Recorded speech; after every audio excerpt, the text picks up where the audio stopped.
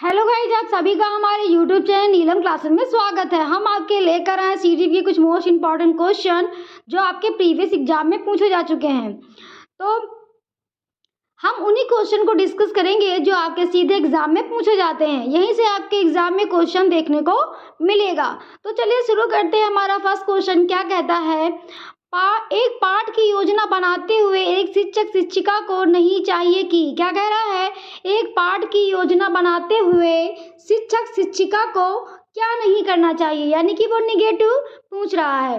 Option A कहता है कि वह एक संदर्भ पुस्तक से परामर्श ले। तो ये तो हमारा ऑप्शन करेक्ट है, क्योंकि वो कह रहा है कि संदर्भ पुस्तक यानी कि वो विभिन्न प्रकार की पुस्तकों से अपनी पाठ योजना मतलब बना सकता है, बहुत सी किताबों से, जिससे बच्चा अच्छे से सीख पाए। ये हमारा करेक्ट है। ऑप्शन बी कहता है उसे अधिगम कर्ता का प्रदर्शन स्तर ज्ञात हो, यानी कि वो कह रहा है कि उसे जो अधिगम करता है उसके मतलब उसके प्रीवियस नॉलेज को जांचने के लिए नॉलेज जांच लेते हैं, उससे बातचीत, उसके क्वेश्चंस, उससे एक दो क्वेश्चन पूछ करके फिर नए ज्ञान को जोड़ा जाए। तो ये भी हमारा करेक्ट हो जाएगा। ऑप्शन सी कहता है वह अपने शिक्षण के अनुमानित परिणामों के बारे में चिंता करे। तो ये हमारा इनकरेक्ट हो जाएगा।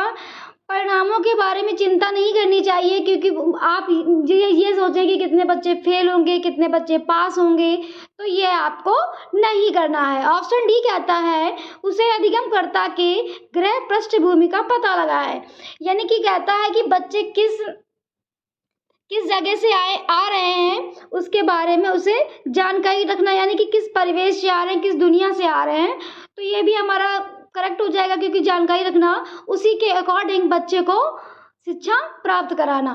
तो निगेटिव पूछ रहा था, तो ऑप्शन सी हमारा इनकरेक्ट मतलब करेक्ट हो जाएगा, क्योंकि वो निगेटिव ही पूछ रहा था। आगे देखते हैं हम अपना अगला क्वेश्चन। निम्नलिखित में से कौन सा पियाजे के सिद्धांत की आलोचना प्रस्तुत करता है, क्या कह रहा है, कौन सा पियाजे के सिद्धांत की आलोचना प्रस्तुत करता है। तो पहला ऑप्शन कहता है कि पियाजे को यह विश्वास नहीं था कि बच्चे बुद्धिमान होते हैं। विश्वास क्यों नहीं था, ये तो हमारा इनकरेक्ट हो जाएगा। पियाजे ही तो कहते हैं बच्चा क्या हो, लिटिल साइंटिस्ट होना चाहिए, तो ये हमारा इनकरेक्ट हो जाएगा। ऑप्शन बी कहता है पियाजे ने पूर्व संक्रियात्मक अवस्था में बच्चों की क्षमताओं को कसकर आंका है। क्या कह रहे हैं, कसकर आंका है, यानी कि उन्होंने जो पूर्व संक्रियात्मक अवस्था जो क्या होती है 2 से 7 वर्ष का जब बालक होता है, तो उसमें उन्होंने बताया कि इस अवस्था में बालक में जो मतलब क्या होता है, उन्होंने अनुमान लगाया कि इस अवस्था में बालक ये चीजें कर सकता है। तो ये हमारा ऑप्शन करेक्ट हो जाएगा। ऑप्शन सी भी देख लेते हैं क्या कह रहा है। पियाजे ने बच्चों की ज्ञान की संरचना करने वाला नहीं माना। तो पियाजे ने तो बच्चे की ज्ञान की संरचना मानी है कि बच्चा ज्ञान का सृजन कर सकता है, जब हाँ बच्चा एक्टिव हो करके सीख सके, तो वो हमारा ऑप्शन सही है। लेकिन यहाँ कह रहा है नहीं माना था, तो ये हमारा इनकरेक्ट हो जाएगा। ऑप्शन डी कहता है पियाजे ने विकास की प्रक्रिया को सतत माना। तो पियाजे ने विकास की प्रक्रिया को सतत नहीं माना, वाइगोस्की ने विकास की प्रक्रिया को सतत माना। और पियाजे ने क्या माना, असतत माना, यानी कि उन्होंने जो विकास की प्रक्रिया है उसको एज के अकॉर्डिंग बांट दिया। तो ये क्या माना उन्होंने, असतत माना। और जो वाइगोस्की से उन्होंने कहा कि बच्चे को सीखने के लिए उसकी एज मैटर नहीं करती, तो ये उन्होंने क्या माना, सतत है।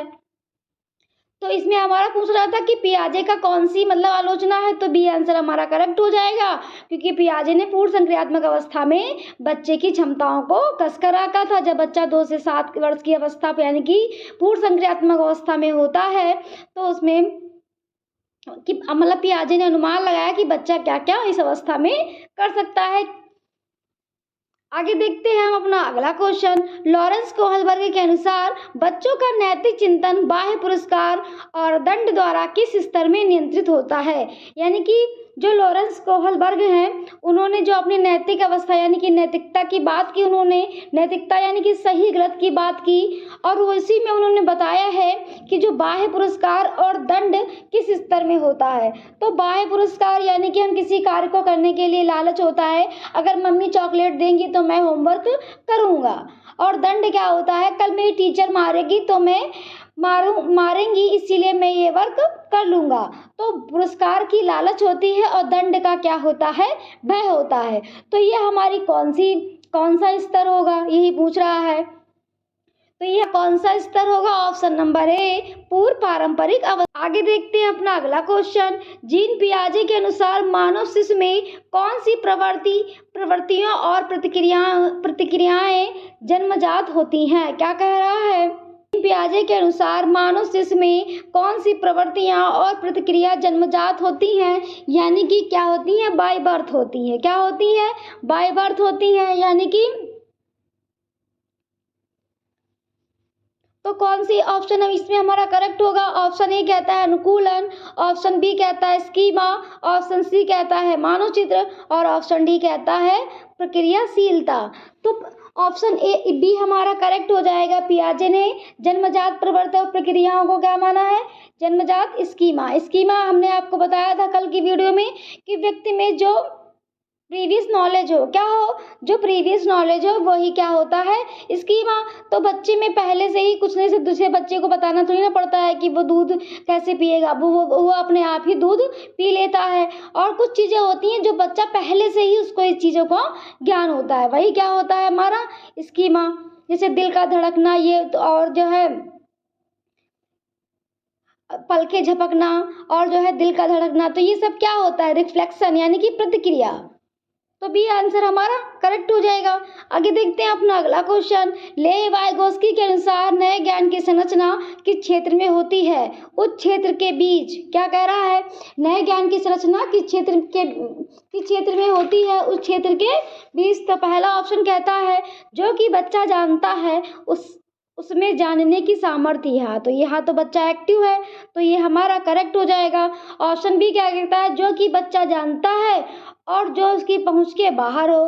तो जहाँ बच्चे की पहुंच के बाहर हो, यानी कि जहाँ बच्चा एक्टिव ना हो।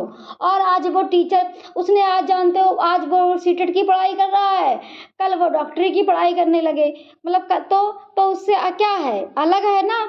जहाँ तक उसकी पहुंच नहीं, उसके बाहर पहुंच के बाहर हो, तो ये हमारा क्या हो जाएगा, इनकरेक्ट हो जाएगा। ऑप्शन बी सी क्या कहता है, जो कि बच्चा जानता है और शिक्षक विचार से जिसका बच्चे को ज्ञान होना चाहिए। तो शिक्षक के विचार से नहीं होना चाहिए, बच्चा एक्टिव होना चाहिए, बच्चे के विचार का ज्ञान होना चाहिए। तो ये भी हमारा इनकरेक्ट हो गया। ऑप्शन डी कहता है जो कि बच्चा जानना चाहता है और उसके अभिभावक के विचार से जिसका ज्ञान उसे हो। तो अभिभावक के विचार से ज्ञान नहीं हो, बच्चा इंजीनियर बनना चाहता है, पापा उसके कह रहे हैं अब टीचर बनो, तो ये भी इनकरेक्ट हो जाएगा। ऑप्शन ए हमारा करेक्ट हो जाएगा, जहाँ बच्चा एक्टिव है और लेवाइगोस्की बच्चा जहाँ एक्टिव है उसकी बात करते हैं। पहला ऑप्शन क्या कहता है, जो कि बच्चा जानता है और उसमें जानने की समर्थ हो। तो ये ऑप्शन हमारा करेक्ट है। देखते हैं अपना अगला क्वेश्चन। कक्षा में एक बच्चा अपने सहपाठियों से इस तरह व्यवहार करता है और जैसे उसके घर में बर्ताव किया जाता है, यह किसका उदाहरण है। एक बच्चा है, जैसा वो बर्ताव अपने सहपाठियों के साथ वो वैसा बर्ताव कर रहा है जिसके घर में किया जा सकता हो। अगर वो हंस रहा है तो अपने सहपाठियों के हंसने लगता है, जाएगा हंसेगा। अगर वो घर में जानते हो मारा पीटा गया है तो वो गया और अपने खुद मारा गया घर में, वही व्यवहार वो अपने सहपाठी के साथ करने लगा, उसको मारने लगा। तो ये क्या हो जाएगा, सामाजिक संरचनावाद। क्या हो जाएगा, सामाजिक संरचनावाद। यानी कि अगर बच्चा घर पर पीट गया है तो अपने दोस्त को पीटेगा, वो जैसा घर में देखता है वैसा ही व्यवहार वो अपने सहपाठी के साथ करता है। तो ये क्या होगा, सामाजिक संरचनावाद। ऑप्शन नंबर बी हमारा करेक्ट हो जाएगा। आगे देखते हैं अपना अगला क्वेश्चन। एक बाल केंद्रित कक्षा में क्या होना चाहिए। क्या कह रहा है, एक बाल केंद्रित कक्षा में क्या होना चाहिए। ऑप्शन एक पॉइंट हमारा पहला कहता है बहुत से संसाधनों का प्रावधान। तो यानी कि हाँ सही बात है, स्कूल में डिफरेंट चीज़ों को दिखाकर जहाँ बच्चे के अकॉर्डिंग शिक्षा प्रदान करना, यही हमारी बाल केंद्रित शिक्षा है। पॉइंट सेकंड क्या कहता है, लचीला समूहीकरण। तो हाँ ये पाठ्यक्रम तो लचीला होना चाहिए, ये भी करेक्ट है हमारा, ये भी करेक्ट है और ये भी करेक्ट है। और पॉइंट थर्ड क्या कहता है, पाठ्य पुस्तकों का ज्ञान एकमात्र आधार है। तो ये हमारा इनकरेक्ट है, क्योंकि पाठ्य पुस्तकों के द्वारा ही बच्चा नहीं सीखता, अन्य गतिविधियों के द्वारा भी बच्चा सीखता है, मतलब समाज के द्वारा सीख लेता है। जरूरी नहीं कि पुस्तक ही हो, किसी टीवी में या मतलब कोई देखकर, किसी चीज़ को देखकर भी सीख सकता है। तो ये हमारा इनकरेक्ट हो जाएगा। केवल पाठ्य पुस्तकें केवल साधन नहीं है, बहुत सी चीज़ें भी सीखने का साधन है। पॉइंट 4 क्या कहता है, छात्रों की सक्रिय सहभागिता, तो ये भी हमारा करेक्ट हो जाएगा। जहाँ छात्र सक्रिय हो और जहाँ पर बच्चा एक्टिव हो। और पॉइंट 5 क्या कहता है, यह संचालित पाठ्यक्रम और योगात्मक आकलन, तो योगात्मक आकलन की कोई बात नहीं की गई। बाल केंद्रित शिक्षा में क्या होता है, पहला पॉइंट हमारा सही है, दूसरा सही है और चौथा सही है। तो जहाँ पे पहला, दूसरा और चौथा मिलने होंगे वो आंसर हमारा करेक्ट हो जाएगा। तो ए ही आंसर हमारा करेक्ट हो जाएगा। पहला इसमें है, दूसरा है और चौथा भी है, तो ए आंसर हमारा करेक्ट हो जाएगा। आगे देखते हैं अपना अगला क्वेश्चन, किसी शिक्षक को सीखने का मूल्यांकन सुनिश्चित करने के लिए क्या करना चाहिए। क्या कह रहा है, किसी शिक्षक को सीखने का मूल्यांकन सुनिश्चित करने के लिए क्या करना चाहिए। ऑप्शन ए कहता है अंकों के आधार पर विद्यार्थियों में तुलना करनी चाहिए, तो विद्यार्थियों में कोई तुलना नहीं करनी चाहिए। क्या होना चाहिए, विद्यार्थियों में कोई तुलना नहीं करनी चाहिए। ये हमारा क्या हो गया, इनकरेक्ट हो गया।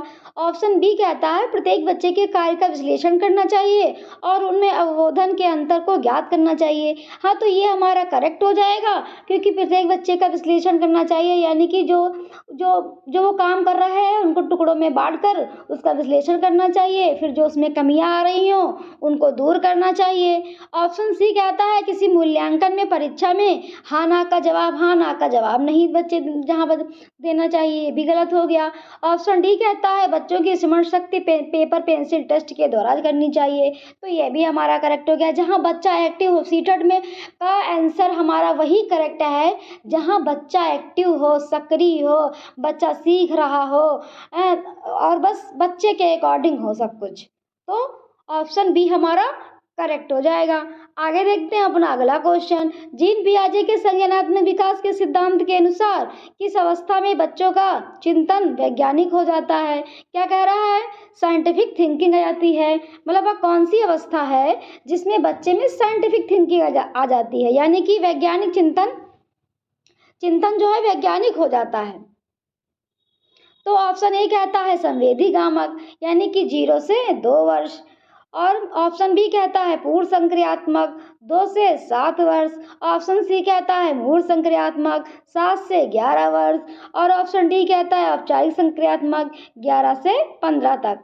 तो ये कहता है कि वैज्ञानिक चिंतन किस अवस्था में आ जाता है, तो हमारा जो औपचारिक संक्रियात्मक अवस्था है, क्या है, औपचारिक संक्रियात्मक अवस्था में बच्चे में साइंटिफिक थिंकिंग आ जाती है, यानी कि मनोवैज्ञानिक चिंतन हो जाता है। तो डी ऑप्शन हमारा करेक्ट हो जाएगा। आगे देखते हैं अपना अगला क्वेश्चन, प्रगतिशील कक्षा क्या कह रहा है, प्रगतिशील कक्षा कैसी हो, तो ऑप्शन ए कहता है विद्यार्थियों को ज्ञान के सर्जन में सक्रिय प्रतिभागी मानती है, तो ये तो हमारा जहाँ बच्चा सक्रिय हो क्वेश्चन हमारा राइट है।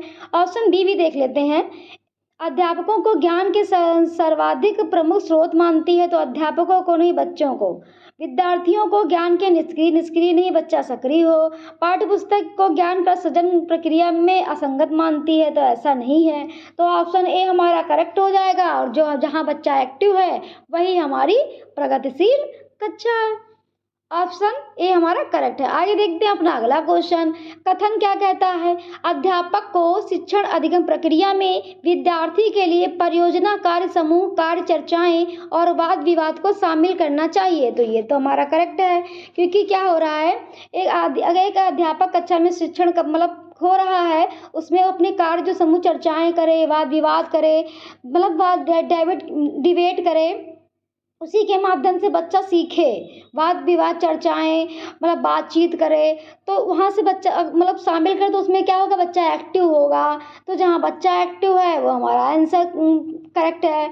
तर्क देख लेते हैं, तर्क में क्या कह रहा है कि अधिगम विद्यार्थी के सामाजिक सांस्कृतिक संदर्भों से स्वतंत्र है, तो अधिगम जो है सामाजिक संदर्भों से स्वतंत्र नहीं है, क्या है, मतलब कह रहा है कि परे हो, तो परे ना हो, प्रभावित हो, क्या हो, संदर्भों से प्रभावित हो, परे ना हो, स्वतंत्र ना हो, तो ये हमारा इनकरेक्ट हो जाएगा। सिर्फ एक यहाँ पे एक शब्द दिया है, उससे हमारा इनकरेक्ट हो गया, यहीं पे दिया होता प्रभावित होता है, तो लेवाइगोस्की ने तो कहा ये संस्कृति समाज के द्वारा बच्चा सीखता है, तो स्वतंत्र नहीं हो, परे नहीं हो, प्रभावित हो। क्या हो? प्रभावित। तो एक चीज़ से हमारा देखो आंसर गलत हो गया। सीटेट में हर चीज़ को ध्यान में रखना चाहिए। तो पहला आंसर हमारा, पहला जो कथन है वो हमारा करेक्ट है, और जो हमारा तर्क है वो हमारा इनकरेक्ट है। तो कौन सा ऑप्शन हमारा करेक्ट हो जाएगा? पहला सही है और आर गलत है। तो सी ऑप्शन हमारा करेक्ट हो जाएगा। ए सही है लेकिन आर गलत है। आगे देखते हैं हम अपना अगला क्वेश्चन। लड़के गणित में अच्छे होते हैं और लड़कियां संगीत और नृत्य में अच्छी होती हैं। यह कथन किस और इंगित करता है? तो यह कथन हमने आपको बताया था, जेंडर रूढ़िवादिता को करता है, जेंडर स्टेरियोटाइप की बात करता है। लड़के गणित में, तो क्या लड़कियां गणित में अच्छी नहीं हो सकती? लड़के नृत्य कर सकते, लड़कियां नृत्य करती हैं, तो क्या लड़के नृत्य नहीं करते? क्या लड़के संगीत म्यूजिक उनको कुछ पसंद नहीं है क्या? तो जेंडर रूढ़िवादिता की बात करता है। ऑप्शन ए करेक्ट है। आगे देख लेते हैं अगला क्वेश्चन। गतिविधि के दौरान अधिगम अंतरों, कमियों को समझने के लिए आकलन का प्रभावशाली तरीका कौन सा नहीं है? तो निगेटिव पूछ रहा है। क्या पूछ रहा है? निगेटिव। तो पहला ऑप्शन क्या कहता है? मानकीकृत परीक्षणों पर आधारित आकलन। तो मानकीकृत परीक्षणों पर आधारित आकलन नहीं होना चाहिए। ऑप्शन बी कहता है रचनात्मक यानी कि फीडबैक। ऑप्शन सी कहता है सहपाठी यानी कि ग्रुप में सीखना। ऑप्शन डी कहता है स्वआकलन यानी कि असेसमेंट एज लर्निंग की बात करता है, स्वयं के द्वारा आकलन, जिसमें हमने आपको बताया था। तो जो गलत है वही सही है, क्योंकि वो निगेटिव पूछ रहा था।